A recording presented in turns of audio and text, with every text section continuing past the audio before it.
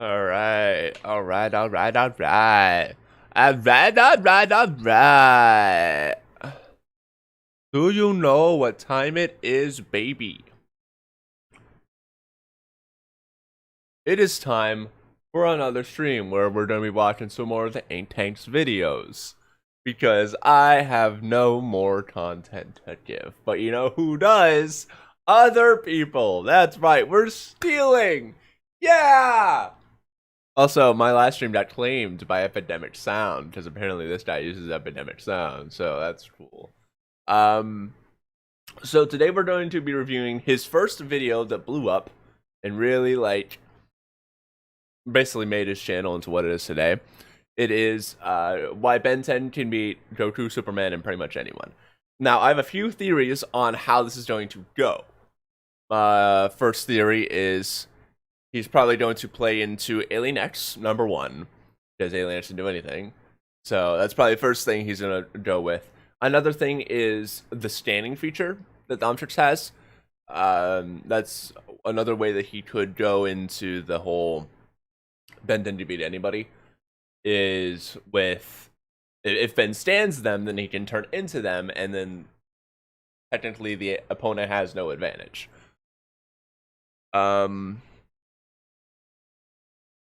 So that's probably that's my guess as to what's going to be going on, but we'll see. We'll see. Whether you're a hardcore Ben 10 fan or just furious at me for challenging your own favorite hero, Yeah. This video will break down why Ben Tennyson is one of the most powerful characters in fiction. Hold on. Need water. Fuck.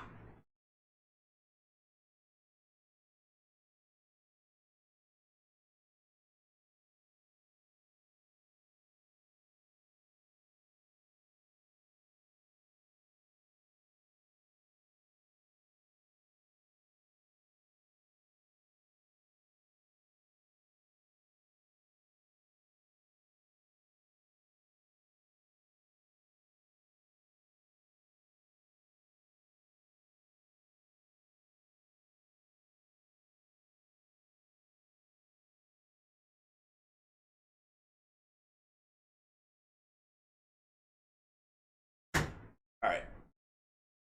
Now I'm ready. What's up, Axel?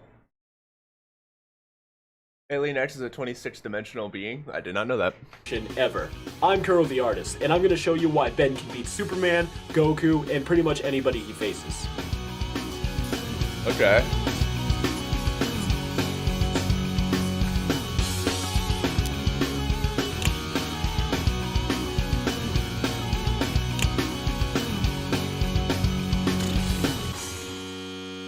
How powerful is Ben 10? Spawning 4 series Define Ben 10. That can go a lot of different ways. and movies of heavy continuity, Ben 10 is easily Cartoon Network's most fleshed out character. While I will mainly focus on Superman and Goku in this video, as they are obviously the most popular and widely accepted standards of fan-made versus battles, I'm gonna start from Ben's most basic abilities, and make my way up to his most powerful ones in the end, just to get an all-around feel for the character for those unfamiliar with his real potential.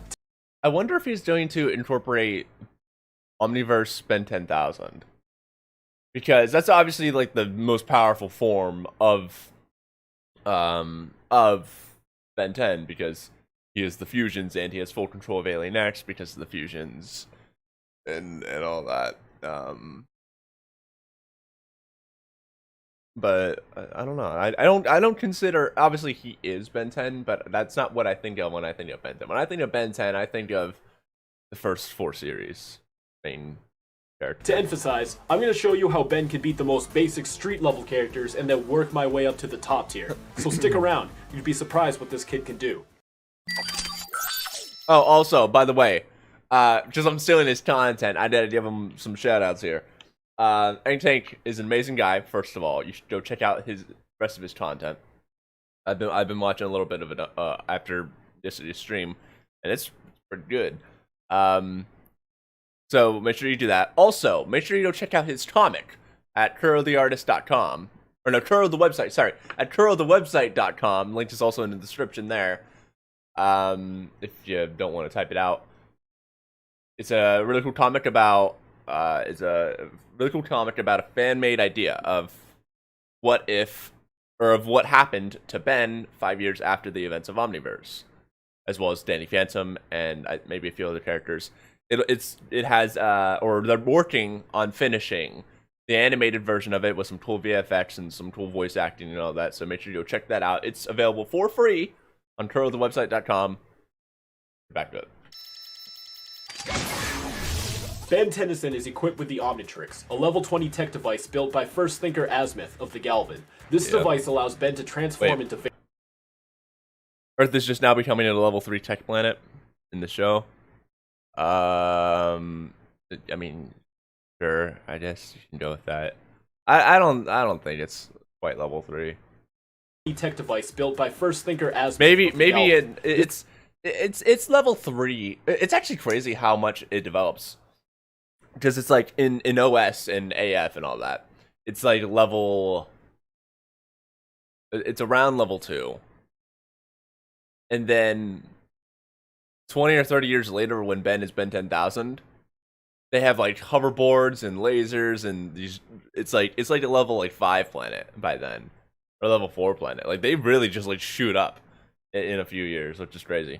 This device allows Ben to transform into various alien creatures from across 2 galaxies that we know of, and utilize their abilities to, save the world. By the end of the series, the Omnitrix contained 1,912 aliens. 99 have been unlocked, 71 named, and 61 Ben has been shown transforming into on screen. I don't think those numbers are entirely correct.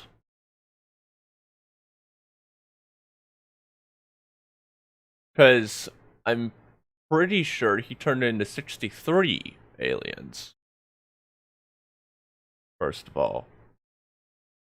Secondly, the ones that are named, I don't know, but obviously that number is wrong since he has the number on screen wrong. Unlocked, I don't know where he got that number from. And the total alien DNA. In Alien Force, we learned that the Omnitrix has 1,903. And then he gained 5 from Andromeda. So that should be 1,908. So where's the extra 4 coming from? I'm guessing it's something in Omniverse that he unlocked, but I don't know. I don't know how he got those extra 4. Anybody know?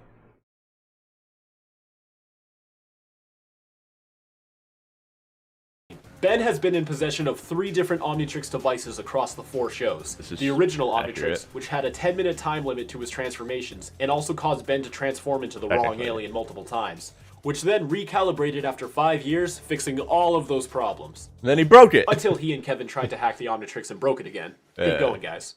Unfortunately, Ben sacrificed that Omnitrix to prevent Vilgax from using it to power his Bioid army. Having no choice, Albedo gave Ben the Ultimatrix, which functions similar to the original Omnitrix, but now includes an evolution feature. If you guys have seen the lore video that we saw the other day, you would know this. You gotta brush up on your history. Trust me, it's not that complex, guys. Trust me, the Ben 10 timeline is not that complex. This is where, if this gets turned into a video, it flashes back to me crying about how complex it is. According to the late Vampire and Chicken Hawk. No, those. Oh wait, Vampire could have been one. I forget.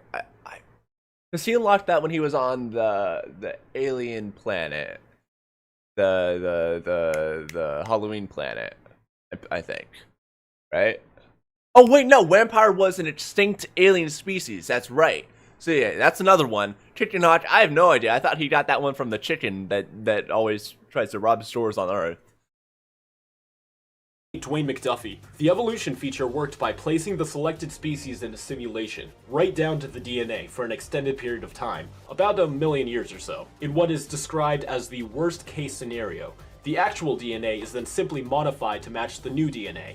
This survival of the fittest routine explains why the evolutions are more combat-centered than their normal forms. So basically, if you threw an alien into a non-stop war zone for about 1 million years, this is what it would evolve into to survive. However, at the end of Ultimate Alien, Azimuth deemed Ben worthy of the official Omnitrix, which he had been working on since Ben found the prototype 6 years ago. I wonder how Humanosaur got those, Wonder how he got those missiles in his hands, because missiles are not genetic. That shit had thrusters and it was tech based. It was a missile. How did he get them? Did he just like in the simulation? Did he just like grab some missiles and shove it in his hands or something? You did it from the chicken. Well, then how is it a brand new alien species? Unless that chicken's from another galaxy, which I don't think he is. But let's take a look at some of the actual alien transformations. Ultimate Ben. Why was Ultimate Ben in there? At some of the actual. Yeah. Why is? Wait, that's not even. What the fuck is this? This is OS Ben 10K's face with the Ultimate Ben costume. What the fuck is this?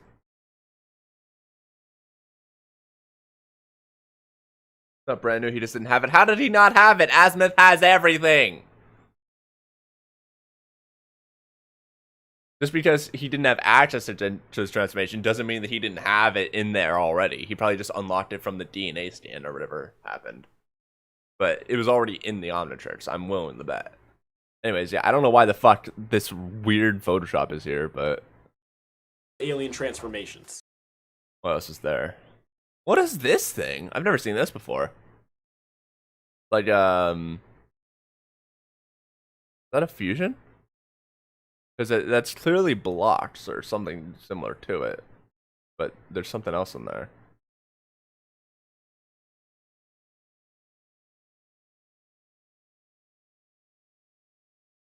The video would be outdated because more Dragon Ball lore exists. Well, not for Goku. Not for Goku. Cause when did this come out? This came out in 2017, which was the Tournament of Power done by then?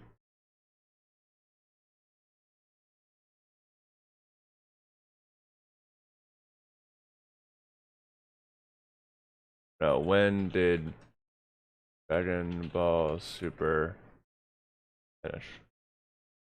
2018. Okay, no, so there is some extra stuff in there with Ultra Instinct, which could play a role. We'll see what argument he makes.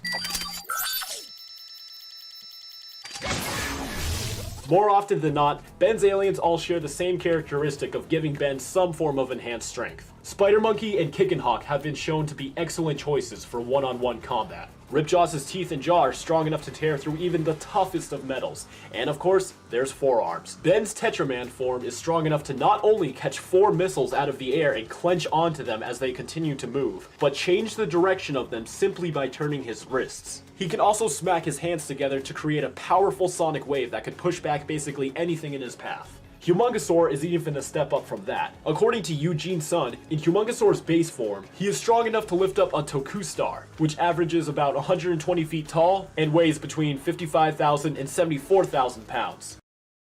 Is it? Okay, well, I know that in Cosmic Destruction, which technically is not canon, I think, but oh, excuse me, in Cosmic Destruction, Ben tries to lift up a Toku star and doesn't do it. So, just saying. Humongosaur can then sextuple in size, multiplying his strength by 6. Also, his maximum for the record, when he did that in Cosmic Destruction, he went and big Humongosaur, just saying. Recorded strength about 444,000 pounds. Just saying. Then of course, there's Waybig, an actual Toku star, who I don't really feel like needs an explanation for his strength.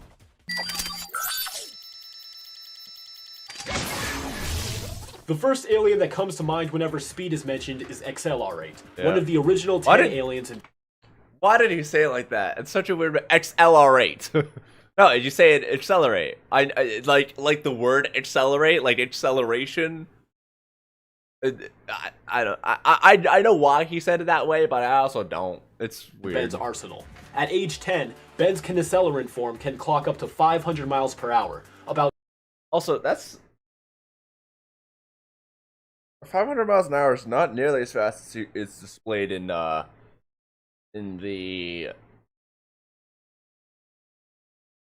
in the baseball episode, because he literally like stops. How fast are those balls going? Well, considering that they're being thrown by the robot guys, those balls are moving at like 90, 100 mile an hour, which is, you know, as fast as professionals. And he's, you know, stopping to him, it looks like they're frozen in midair. I don't think that's accurate, but still 500 miles an hour is pretty fast. About 65% of the speed of sound. It is unconfirmed just how fast Accelerate gets as Ben ages, but it was hinted that Ben is able to travel globally within seconds by age 30. Another speed alien Ben has is Fast Track, but I'm going to skip over his specs as he has already been confirmed to be slower than Accelerate. Fuck Fast Track. But to top that, Ben would have to transform into Jet Ray. His Aerophidian form is versatile in both air and water. In the Ultimate Alien... Oh yeah, also, Jet Ray is like the most powerful motherfucker in existence, because if you guys remember in the Ultimate Alien episode, Ultimate Ben Returns, when Ben 10,000 returns, when we see Ultimate Ben, he turns into Jet Ray and lands a plane from the outside using nothing but strength, and he was using Jet Ray. So that's strength number 1. It didn't really, and it wasn't really that tough for him. He just didn't. It was just a risk of him falling into a pit or not.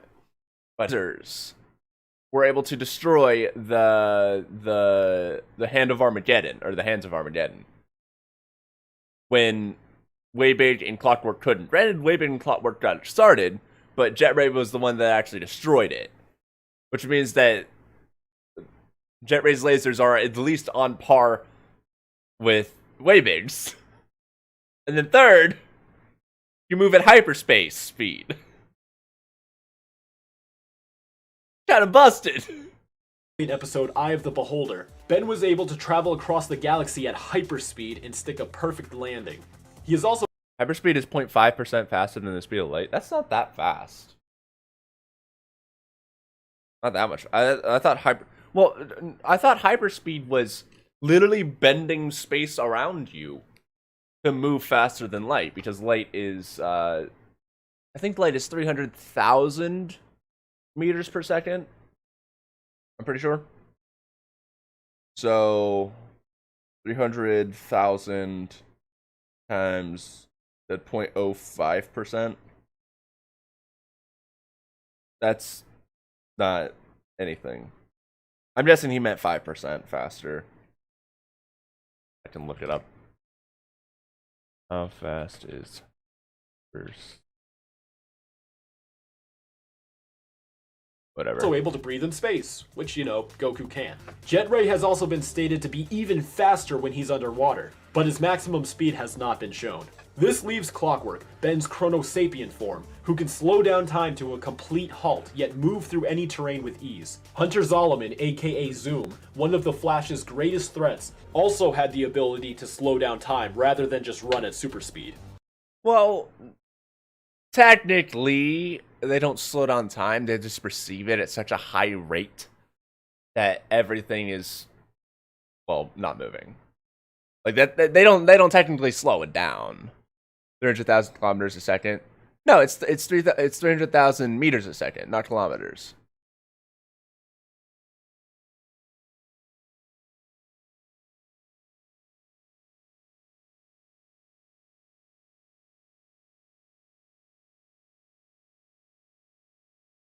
Oh, it's 3 million meters per second. Okay, you're right. I just remember it was 300 something. 300 million, or yeah, 300 something. Anyways, you're right. I'm wrong. But granted, I learned that in 7th grade science, and I haven't looked it up since. So, that's a pretty good memory. But yeah, speedsters in the comic books, they just perceive everything at the rate of, what was it? 1 second is equal to 1 billion seconds, or 12 billion seconds, I think, for them. So, you know, pretty fast, and also a really long time. So, yeah, at that rate, like, nothing can move. With that power, the Flash has stated that even at his fastest, Zoom was still a blur. So you can imagine what the Flash might feel about seeing an entire planet of aliens doing the very same thing. There's no way. I mean, obviously, but at 12,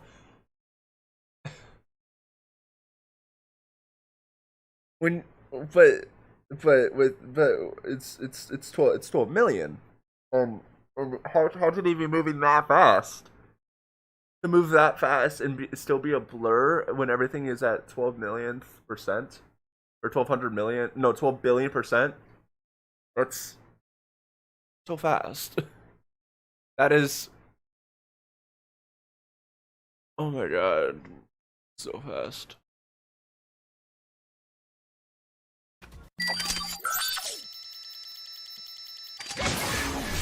While not quite on his cousin Gwendolyn's level, Zoom slows down time. He doesn't have super speed? Or does he have super speed in addition to the ability to slow down? I don't know the comic books, so I shouldn't be talking shit here, but does he slow down time and then also have super speed? Is that how that works? Ben is also an incredibly skilled fighter, with and without the Omnitrix. Even in an alternate universe where Ben never even found the Omnitrix nor heard of aliens existing, he still had some pretty good moves. He is skilled in numerous fighting styles for hand-to-hand combat, from training with his cousin, the Plumber Academy, and just copying what he's seen off of video games. He has also been shown to use both close-range and long-range weapons. When you throw the Omnitrix back into the mix, Ben can be extremely creative and adaptive with his transformations. It's funny how he's like actually a pretty good fighter, but he can't use a gun. he can't. He starts with guns. When Kevin Levin, former enemy and now best friend of Ben, absorbed the first 10 transformations from 10-year-old Ben's Omnitrix, Ben taught Kevin how to combine his alien's abilities to create unique and powerful attacks. Accelerate speed plus forearm strength plus diamond head invulnerability equals one mean punch! I guess after 6 years though, the lessons didn't stick. Doofus, you've got the powers of a ghost. Come in already. At the end of Season 2 of the classic series, Back with a Vengeance, Ben has temporary access to the Master Control, allowing Ben to switch between alien form at will without having to turn human first, and no time limit for his transformations. And just look how effortlessly versatile this 10-year-old is, executing a multitude of evasive and offensive moves while constantly changing form every few seconds. While scenes like this are very visually stunning, it's not evasive and offensive, or it's not both evasive. It's not evasive and offensive, it's both evasive and offensive at the same time, which is even more impressive. Think about how much cognitive dexterity you would need to pull this off. At the time, Ben had 12 transformations, so his decision-making for exactly which form to change into and what to do with it as the events are happening are incredibly impressive. Years later, he has only gotten better, and can now change form mid-battle whenever he wants without the Master Control. However, now his transformation time limit is based on how much energy the Omnitrix has, instead of an exact time frame. So depending on how Ben uses the Omnitrix, transformations can last anywhere from a few hours to just a couple of brief seconds.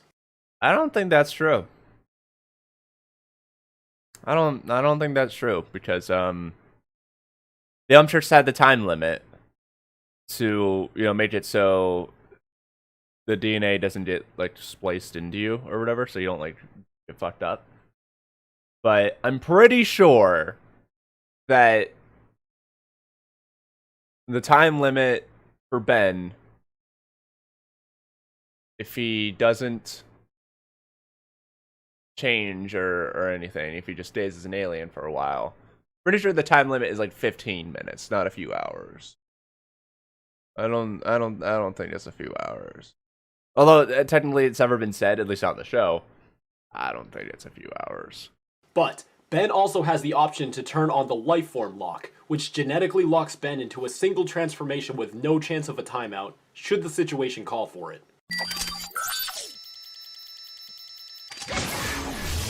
No segue needed, I'm just gonna jump right in.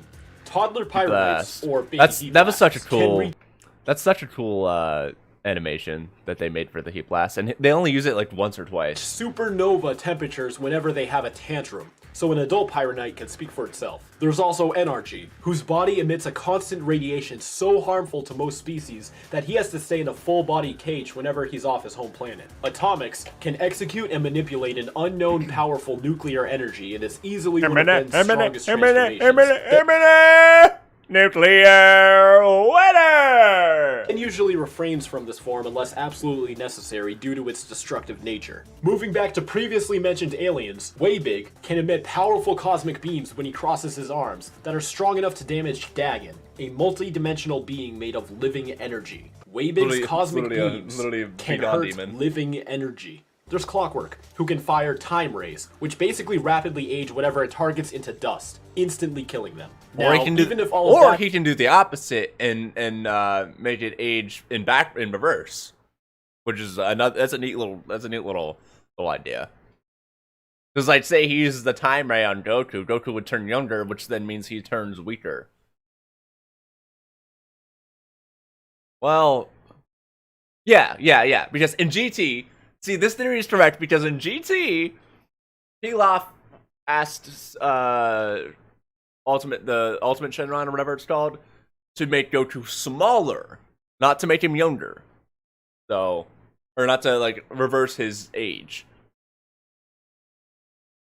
That is not enough to convince you that there's more to this Omnitrix bearer than meets the eye.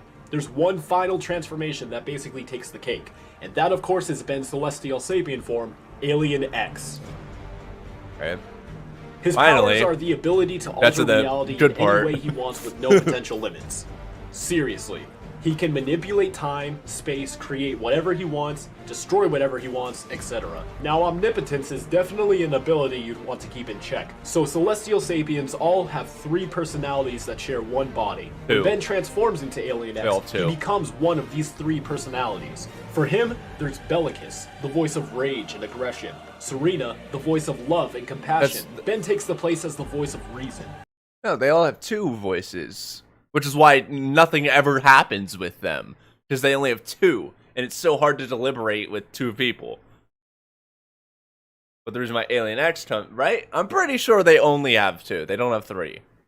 And yes, each Celestial Sapien has their own unique trio of floating heads. To do anything, at least 2 of the 3 personalities must agree to execute the motion. So if you became Alien X and wanted to, say, turn someone into a fish or something, you have to debate with the personalities and convince at least one of them to agree with you that it's a good idea, and then you can do it. This could lead to a disadvantage in battle, as there are times where Ben is still debating with Bellicus and Serena, so his body is completely motionless. He's still indestructible in that state though, so it doesn't exactly leave him vulnerable. It just doesn't get anything done either. There are many times where Ben has successfully used Alien X, such as his debut episode where he was able to rewind time but only in a specific spot, or in Omniverse, where he failed to stop the Unaired from blowing up the universe, so he just created a new one.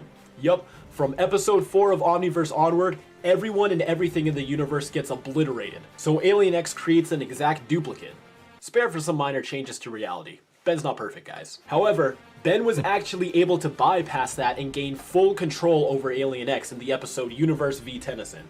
I'm actually a really big fan of the white and green jacket. I think it looks really, really good. Specifically for Omniverse. I don't think it would have worked with the other art styles. But for Omniverse, it looked really, really good. I really liked it. Where Ben is actually put on trial by all the other Celestial Sapiens for recreating the universe, as it violates the Multiverse Preservation Act. Nearly losing the trial, Ben resorts to the Tetraman Trial of Combat, and has to fight another Celestial Sapien. Ben convinces Bellicus and Serena to, quote, give him the keys to Alien X, and they can just float in the corner somewhere and argue all they want for eternity, and Ben won't bother them. And they actually agree. So Ben, as a limitless Alien X, ends up defeating the Gladiator and is found not guilty on trial. Oh yeah, that's right. So Alien X, obviously, you have to deliberate. And whether or not there actually are always 3, or whether or not there are only 2, I'm pretty sure there are only 2, because that's what I think.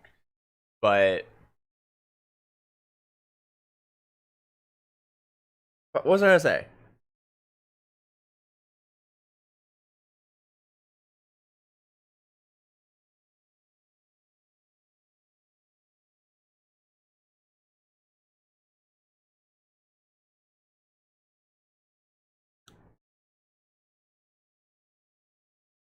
I'm an idiot. Sort of. There's a lot more to the episode, so I would just go and watch it. And since then, Ben is able to casually use Alien X whenever he wants, for whatever reason. And it's honestly pretty awesome. What's Benno doing up there? Sounds like a war zone. Ben has control of Alien X. He could trap Superman in a room made of pure kryptonite, with walls that are 50 feet thick. He could drain all of the power out of Goku until there's nothing left. He can make it so they never even existed. Or as Kevin put, they could just blink and we'd be gone. Still not convinced? Well, Ben 10's the kind of show to give you not one, not two, but three alternate versions of Ben's future, where each one has their own special ability. This is because every time Ben met his future self, knowing his future would cause it to change, and because every iteration of the series wanted to make their own Ben 10,000. Because why not? It's awesome, it's creative, and it's rare where stuff like this is the norm in a TV show. So there's the first alternate future introduced in the classic series, who's simply just Ben 10,000. Just a badass one comes from a future where Ben never had to sacrifice the Omnitrix in order to stop Vilgax at the end of Alien Force, and wore the same Omnitrix throughout his entire life. This Omnitrix came with where not only did he not have to sacrifice the Omnitrix, but he also never took it off. The ability to obtain DNA that was not previously in the Omnitrix upon coming into contact with the alien. Now, it was also stated by Dwayne McDuffie that upon the Omnitrix's recalibration, it unlocked a feature we'll just call the data dump. Upon transforming into a new alien I think that's species, so stupid. The Omnitrix will import the creature's basic instinct into the user's brain. So if Ben ever becomes an alien that he's never seen before, he already knows how to use it within seconds. This was shown between the first 2 seasons of Alien Force. So, Goku and Superman are both aliens. If either of them touch the Omnitrix at any point in time during the battle, Ben could scan their DNA and transform into them. With his own costume and color scheme, of course. Superman's power comes from the sun, and if Ben became a Kryptonian, both he and Superman would have the same power basis, and Ben would instantly know his moveset, being a perfect match for Superman. The only thing about that is Kryptonians need time to charge. Well, I guess the Omnitrix would maybe be able to copy the solar radiation that's already in him. It would be the same strength and all that. I don't know. And hey, if anything goes wrong, Alien X. The second alternate future is where Ben 10,000 was able to utilize the ultimate feature all the way into adulthood. Fans tend to refer to him as just Ultimate Ben. He can use the powers of any of his aliens, including their ultimate transformations, while still remaining in his human form. He is also able to scan for new alien transformations at a distance this time via a yellow supermarket checkout beam. And if you remembered how I explained ultimate transformations work, Ben could scan Goku and transform into an ultimate Super Saiyan, making him the absolute fullest of a Saiyan's potential instantly. So, Ben could go Super Saiyan 3. Although, not Super Saiyan Red or Blue though, because of the whole ritual thing. But hey, Alien X. Also because of the fact that he needs God Key, which is a whole nother mess of stuff that technically Goku does have something on Ben there. But I'm honestly hating the whole, but hey, Alien X, just while it's accurate, it's really stupid. Ultimate Ben can do magic, one of Superman's weaknesses. You hang around an Anodite for 20 years, you pick up a few tricks. The third alternate future has Ben equipped with a device he built using his smartest alien transformations, which he calls the Bi-Omnitrix. To give him his own identity, we'll just call him Ben 10K. Now, Ben 10K can use the Bi-Omnitrix to fuse together any 2 of his aliens for seemingly infinite transformations. His most powerful one was also his most utilized one, Atomic X, the fusion of Alien X and Atomics. So using previous knowledge, Ben can transform into a fusion of Kryptonian and Saiyan DNA, which would be pretty freaking sweet. And even if all of that didn't convince you, even if you somehow still think there's a way, there's always the fact that basically, Ben can't die. The Omnitrix has a failsafe where if Ben were ever to actually die, the Omnitrix would quickly sample through all of Ben's alien DNA and reconstruct a new body for him to inhabit. I thought you were... Is that what happened? I always figured the Omnitrix had a failsafe that wouldn't let me die, and sure enough, it kicked in right when the Big Bang started. Also, here's a picture of Ben holding an explosion the size of an entire universe in his hands. But if Ben really is all that powerful, why doesn't he ever do anything with it? Well, in the end, Ben's a human. He can be impulsive, make mistakes, and takes advantage of his powers recreationally whenever he gets a chance. But his morals are very strong. It may be cliche, but all he ever really cares about is doing what's right. What's it gonna be this time? Humongosaur? Nah, Humongo's too close to what I'll be fighting. Gotta figure that thing's had a lot more experience being a dragon than I have. Thinking it through, huh? And according to him, there's always more than one way of getting something done. Your friendship aside, the only responsible move is to take him down with all necessary force. Then I don't understand why you're talking to me. It's the logical move. It's the safest move. It's the sensible move. But It's not the Ben move. You trust people. You give them second chances, and they live up to your expectations. No! Stop hurting them! This is a battle. We do what we must to survive. These are human beings, Michael.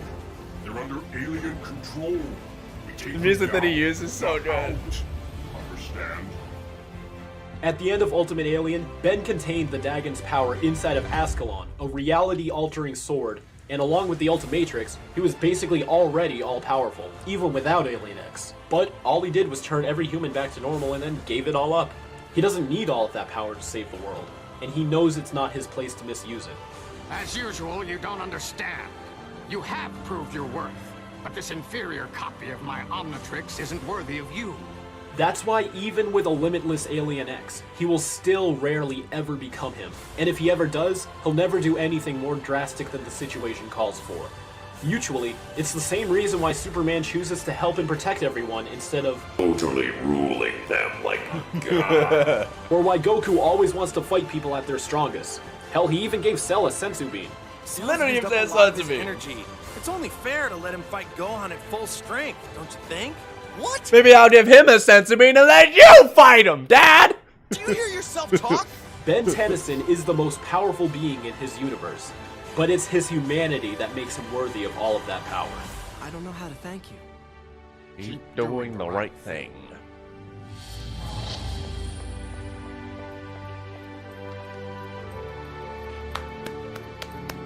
But where does that leave Ben now? I mean, surely after spending a decade building up all of that continuity, the next series Ben would finally be able to use all of his potential instead of just, I don't know, rebooting everything and starting from the beginning, right? Oh.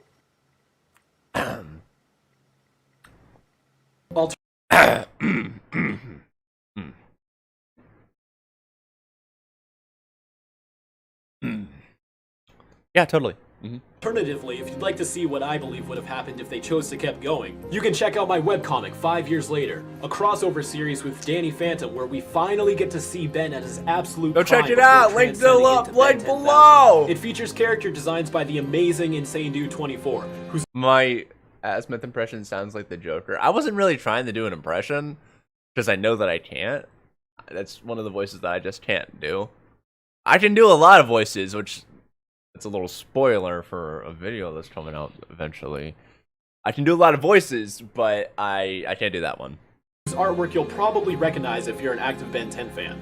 You can also help support future projects by checking out my design shop, where every 2 weeks we update the store based on your suggestions. Check If it you'd like to out! request a Check design, it click out! the link below if you're watching this on Make YouTube, sure I don't or get to the sued. right Go or check above it out. if you're Go watching buy this on something. Facebook. And if enough people vote for your suggestion, I'll sketch it up and make it available for purchase on a shirt, phone case, sticker, whatever you want. Thanks for checking out my debut episode of Tracing the Border. I'm Kuro the Artist, and as always, keep it fizzy. Go check it out. Go check him out. He said that thing. He said that thing. He said that thing. The music choice that he chose at the end was really good. I almost cried again. I almost cried again. All right, so we're only this has only been like a 40-minute stream. Voice acting every Benton alien. No, that's not it. That's not it. I can do some aliens actually, but no, that's not it. But what was I gonna do? Oh yeah, so it's been a 40-minute stream. I want to watch something else because I like streaming for at least an hour. So let's go find something else. Oh yeah, my analysis of Ben 10 versus Goku, Superman, whatever. I mean, technically, yeah, he can just bust out Alien X, and he should be able to beat anything with the assuming he has full control and all that. Yeah, he could nail it. As annoying as it is to say, it is a valid argument that you need to consider. Ben 10 abridged? No. Although that could be funny, but no, I'm not doing that. You guys probably aren't gonna guess it. Anyways, let's find something good.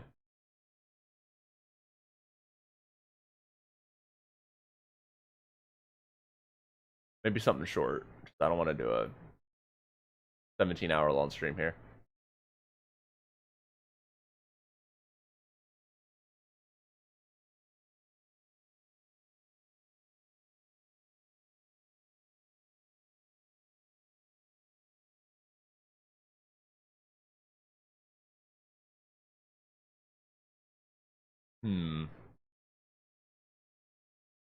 What the fuck is that hair? Oh my god, that reminds me. Did you guys know that the Secrets of the Omnitrix movie, the one where the SDM goes off for the first time, did you know that that has alternate intros? There's one with Heat Blast, which is the only one I've ever seen, and there's one with Accelerate, and there's one with Eye Guy. I had no idea.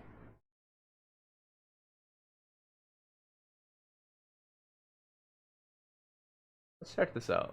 Hey everyone, Kuro the Artist here. A little over a year ago, Ash and I sat down with Duncan Rouleau, one of the 4 members of Man of Action, the creators of Ben 10, for an interview regarding the past, 4? present, and future of Ben 10. We decided to ask him about the legendary, mysterious screenshots of what appeared to be a pilot episode of Ben 10. Wait, but no, that's the Washington BC episode. That's Washington BC. He responded that these screenshots were unfamiliar and most likely fan art, putting an end to over a decade's worth of speculation. Until footage from the actual pilot was found. You have a DVD with all 3? Dude, you need to send me that thing. I for the last... Oh my god, when did that movie come out? I don't... Ever since it released, I never knew. Ever. That there were alternate versions. I always thought it was just Heat Blast. My mind has been like blown by this revelation. I need to find those. I don't know. Yeah, it's really well edited. Good job.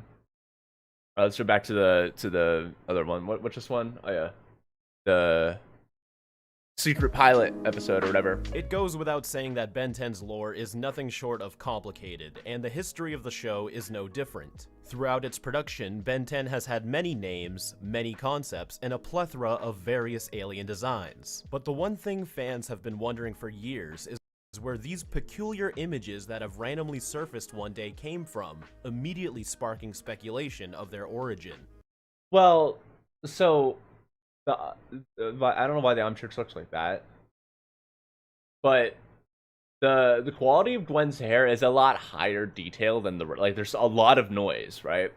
But the noise in the hair doesn't quite seem to match, I feel, especially with this strand here. I feel like it's, I don't know. And also the shirt is pretty whack. This is not from the baseball episode. I don't know where you got that from, bro. This is from Washington, BC, when he was spitting out cereal. For starters, the images line up perfectly with a scene from the second episode of Season 1 titled Washington, BC. Specifically, the scene in the grocery store where Ben is trying to find the Golden Sumo Slammer card. There are a few notable differences between the two scenes, the most obvious being Gwen's design. Her hair is much longer and kept in a ponytail, while sporting... I actually really like this hair a lot more. I actually like both of these hairs more. A red and yellow shirt with a mushroom in the center. Ben's hair is... Oh wait, yeah, the whole thing is like lower quality and also like completely different background. So it's not just a fan thing. I mean, it is, or it can be, but it's not just like they didn't just modify these guys. If they did make it, they drew it from scratch. Slightly shorter as well, along with having a much rounder face and smaller pupils. Max appears to be exactly the same. Oh, the diamond head flip?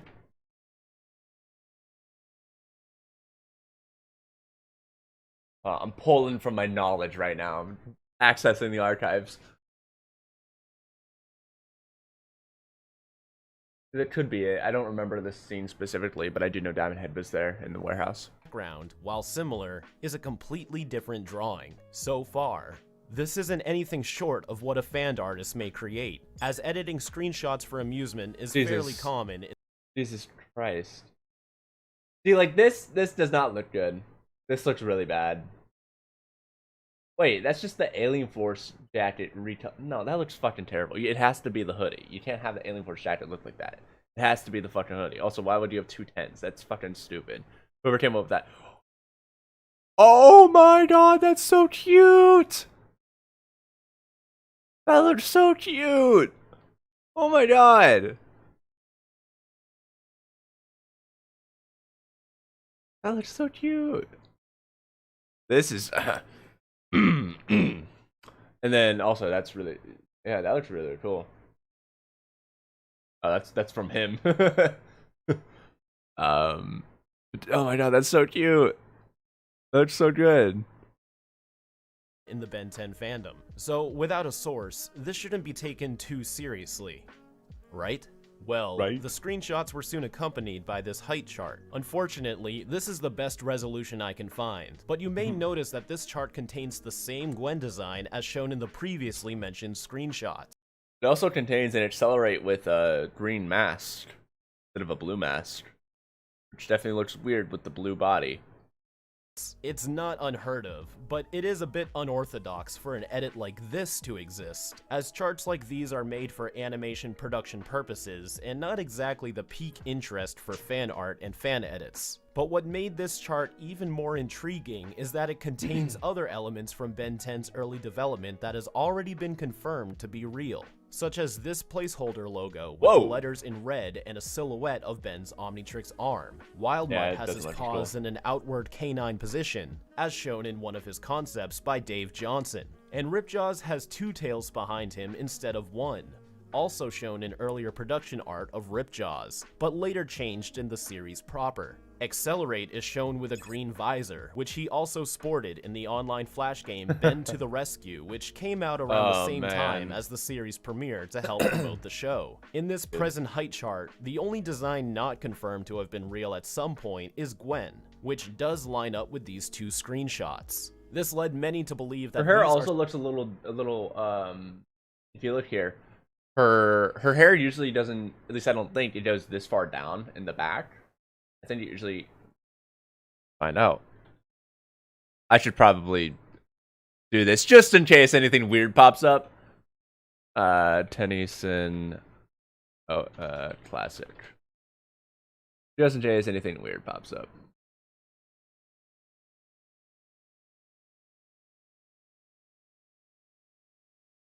Yeah, so if you look here, the hair doesn't really go that far down in the back. It goes down to around the shoulder. But here, it looks like it goes further down. And it definitely doesn't branch out as much as it does here. So, the little thing. Are surviving artifacts at a possible Ben 10 pilot episode that not only went unaired, but had no evidence of existing beyond these 3 images here. It's not a lot to go off of. I mean, it couldn't be a pilot episode, because he already had the Omnitrix on him, and there's no way they could build that whole thing up and for many years, in one episode. This is about as far as the story went. Unless that's the ending shot or something. Duncan Rouleau. In August 2020, Man of Action co-founder Duncan Rouleau agreed to an interview to help promote the release of the 2016 reboot's film Ben 10 vs. the Universe. In the fuck out of here. We asked Duncan about some of the early development of Ben 10, in which he shared lots of fascinating information about the show's creation, including unused titles and ideas that were reworked into what we are now familiar with. A link to the full interview will be down below for those interested. In the interview, Ash and I brought up these images directly to Duncan to see if it held any weight. This image I've been seeing... Look at the fucking 2-8 tank logos. I hope I'm sharing this correctly. Yeah, that's not, that's a fan piece. Because this has been floating around for a decade, and I'd like to just... he immediately denied that. Sleep. This was somebody doing a This is a fan piece. This had nothing to do with any development. They completely redrew it though, if they did, because Grandpa Max's eyes, he's missing the whites in his eyes. The background is completely different. There's a lot more noise. Omnitrix is quite a bit different. Like, for them to do this, they had to have completely redrawn it. It also is, different.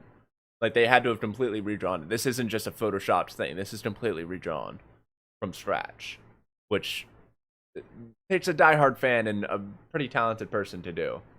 That I'm aware of. If there was some internal Cartoon Network development, somebody drew up some pieces, it's always a possibility, but then it never got any way beyond those kind of drawings. Sadly, this wasn't exactly the answer we were hoping for, but if it's true that this was all an elaborate fan piece, at least we can have an answer to our speculation. But is this truly the right answer? I also have a question for either anybody in chat or for Kuro himself if he happens to be watching this. Probably because he's going to try and sue me or something for watching his content on my stream. Which please don't do that. I'm broke. I'm giving you shout outs. Please, for the love of God, don't sue me. But I'm really curious as to why there's this very distinct separation here. I wonder what the stylistic choice was for that. This is obviously a stylistic choice. Also, if you look around, the edges of the outline here, it's a lot lighter. It's basically around this color, and then it fades into the dark blue. I'm just really curious as to why you did that. Is this truly the right answer?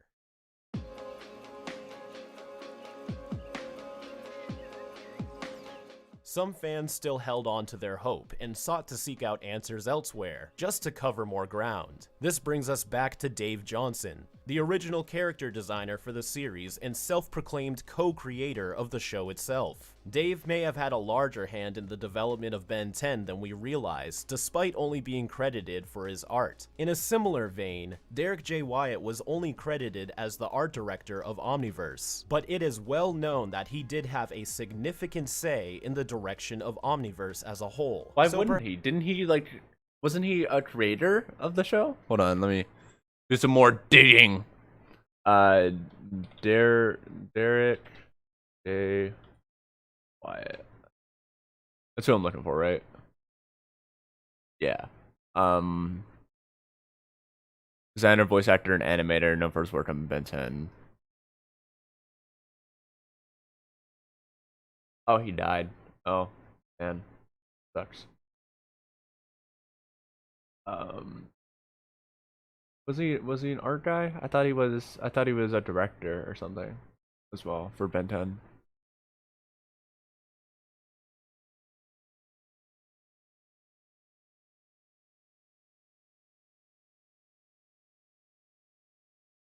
Yeah, he was the art director for Ben 10. That's what it was. Perhaps the same can be said for Dave. If anyone could tell us any different, Dave Johnson would be our guy. Shortly after the interview, Twitter user Tron Travolta tweeted out to Dave Johnson, asking for his own take on the alleged pilot screenshots. To our surprise, Dave's comments contradicted Duncan's word and confidently claims they're legitimate. Official, no kind of proof of concept before actual production began. It's why characters are slightly different. See, Cartoon Network nixed the mushroom shirt for obvious drug connotations. Oh, that would make sense. He goes on to explain the image was proof of concept before the show began, and notes that Gwen's mushroom shirt design was changed to a cat for the series proper due to Cartoon Network wanting to prevent any type of drug reference. It's also worth noting that some of Dave Johnson's original concept art for Ben contains a design that looks very similar to his appearance in these screenshots, with this looks really weird. This looks like something, but I can't remember what. But that looks really... That looks fucking cursed. And then this is obviously the one that we know. Same with this one.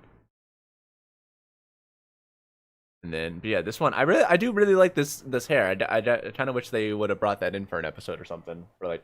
with shorter hair and a rounder face. That's shorter. His portfolio also showcases a design for Gwen that very much lines up with the screenshots.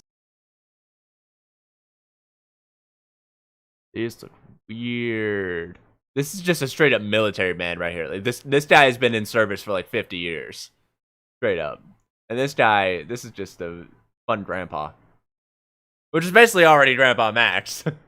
Although this time with a koala emblem instead of a Koala. mushroom. This in-depth answer from Dave was enough to change a lot of minds, including my own. Now, I wouldn't fault Duncan for being incorrect about these screenshots. Fuck But Duncan! if it was for pre-production, it may not have even made it to Duncan's desk before it was nixed. And even if it did, we're talking about images from nearly 2 decades ago by now, as Ben 10 began development around 2003. Personally, I constantly That's when I was forget born. images that I've drawn myself less That's than when I a was year born. ago, nonetheless 20. So it's completely believable that Duncan either forgot or was unaware of these screenshots from the get-go. And I feel we should all excuse his previous statement with no ill will. Please don't go around trying to shove this in his face or anything like that. Yeah, everybody on Twitter, dogpile him right Now now! that the Go! images have been confirmed to be real, we still aren't sure where the images came from. Were these simply still images drawn up as proof of concept to help visualize the show's final product? Or were these screenshots from fully animated sequences? We know that this shot in particular— That's a good question.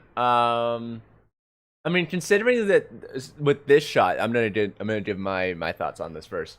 Considering with this shot, it's not a particularly eventful shot. It's not a relevant shot. So I don't think that it would have been if it never made it to animation, or if this idea was not planned to like stick around for a while and they didn't make it into animation. I don't think that they would have animated this shot. Like, assuming that it's the same plot line and everything, and the same lines and everything. I don't think they would have animated this shot. They would have only used it as a proof of reference, because it's not a really meaningful shot. But then again, that is also, I guess, another way that they could, because they don't need to worry about, you know, making it look super good or anything, since it's not a meaningful shot. I don't know. I feel like they wouldn't fully animate it. The whole scene, if it wasn't an important shot. But maybe I'm wrong on that. matches up with the sequence from Washington, B.C. I don't But upon know further animation. I'm not inspection, an animator. Grandpa Max matches up line for line with the pilot image, to the point where I believed they reused this exact animation frame for the official episode, or at least traced over it. The same can be said for Gwen, as her lines match up so precisely that this must have been an animation asset and not simply a single. This means that there really is an unaired pilot out there. But where is it?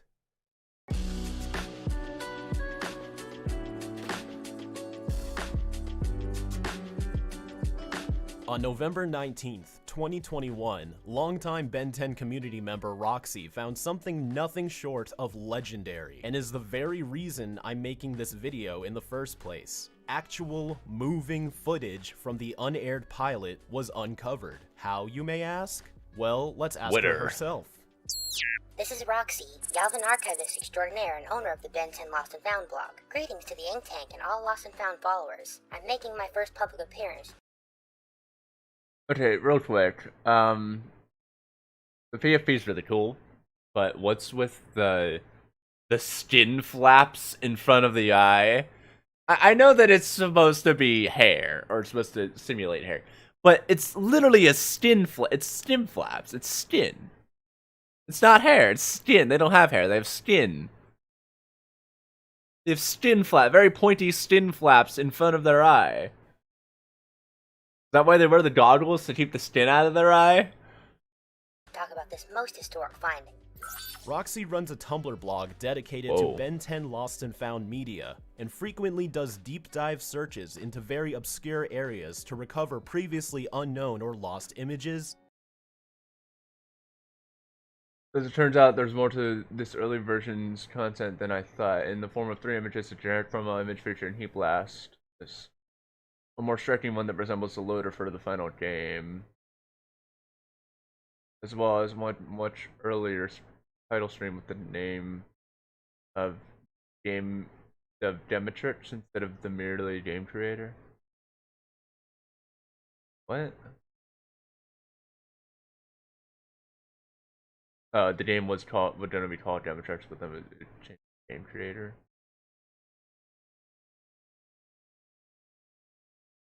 Video, art, and information. Whether or not you have a Tumblr account, I highly suggest checking out her storyboards, blog, as there's pages upon pages of fascinating finds. And the blog still gets updated to this day. The link to the blog will be down below. So I do a lot of hunting on Internet Archive's Wayback Machine for rare and interesting content to share to the blog. These coveted 12 seconds of animation were stashed away in a Shockwave flash file from Cartoon Network UK's Ben 10 microsite, circa Earth year 2006. That's fucking deep!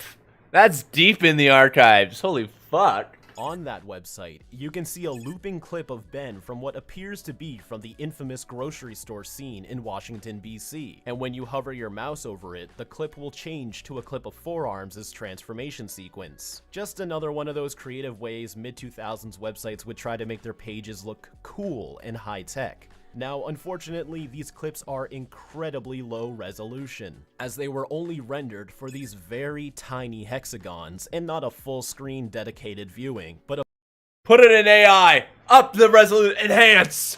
Get the magical CSI enhanced machine. Upon further inspection, you may notice something interesting. Short hair, small pupils, rounded face. Is this actual footage from the unaired pilot? Maybe you're right, Grandpa. I don't deserve a gold sumo slammer card. I mean, it's not like I rescued a bunch of people from a burning building. Let's take a look at that Forearms footage. This animation is more recognizable, but the background looks completely different. Oh yeah, it doesn't does. match up with anything. There's actually like a floor in there too. You've ever seen before. I'm guessing that was. Oh wait, no, it wouldn't be CG because they didn't do that. I don't know what that was. Worth noting that when Omniverse was being developed, promotional material showcased feedback and blocks having different backgrounds for their transformations too. So oh yeah, that's like OS backgrounds here. Or no, that's Alien Force backgrounds. And then this is the Omniverse one, I think. Swapping out backgrounds during pre-production is a very common practice in Ben 10. Whoa, that's actually crazy, the quality difference there. Swapping out backgrounds during pre-production is a very common practice. Look at that quality difference, that's crazy. Like, this one is very much more, I mean, it's a lot clearer, and this one has, that looks really, really good up here. In Ben 10. And while the last few frames line up with the official version of the sequence, some of the earlier frames appear to have been redrawn before the final version. But the point is, we have real, moving footage of the unaired pilot that pairs up with the screenshots and the height chart, officially confirming the legitimacy that an unaired pilot exists, or at least a fully animated test sequence. Previously, all we knew of this footage was 3 screenshots, so to find actual animation from this unaired piece of media is groundbreaking. Perhaps, under the right circumstances, Cartoon Network would be willing to dig up and release this pilot for us all to see. Maybe if I find the right people to contact and ask about it, I can do a follow-up video if it ever comes to light. But for now, you can enjoy these newfound sequences as many times as you'd like over on Roxy's blog, linked down below. This is Roxy, signing off, and thanks for watching, everybody. Back to you, Kuro. Thanks again, Roxy. This wouldn't have been possible without you. Now, before I end this video, I'd like to bring attention to the Ben 10 for Multiverses campaign. Warner Brothers recently announced a crossover fighting game involving all of their properties. And yes, this includes Cartoon Network characters. It would be an incredible win for the fandom if we can ensure Ben's inclusion in the game. And sadly, that didn't happen because fucking Warner Brothers hates Ben 10 for some reason, even though it's like literally the most popular character, at least in Cartoon Network, is their most popular character in history. But they fucking hate him. It's like, nope, too complex for us. He can change shapes. We ain't rigging multiple things here. Not for one character, no.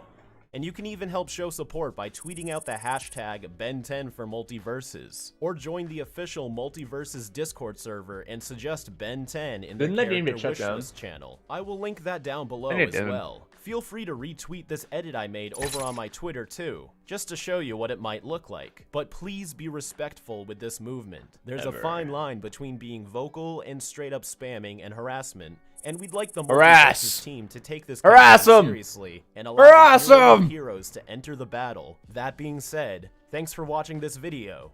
I hope you all have a great rest of your weekend. And as always, keep it fizzy. Everyone, go harass! Go, go, go! Send in waves! Alright, I think that's gonna do it for me. Because I don't want to steal too much of their content in one stream here. But yeah, again, make sure you go check out their comic on kurothewebsite.com 5 years later. Really, really cool. They're making an animated version of it with some really cool VFX and some voice acting. Go check it out. Because it's well worth it. I'm gonna go do some more stuff. I don't know. And also thanks to everybody in chat that showed up today. And drink water. Make sure you get all tips alike and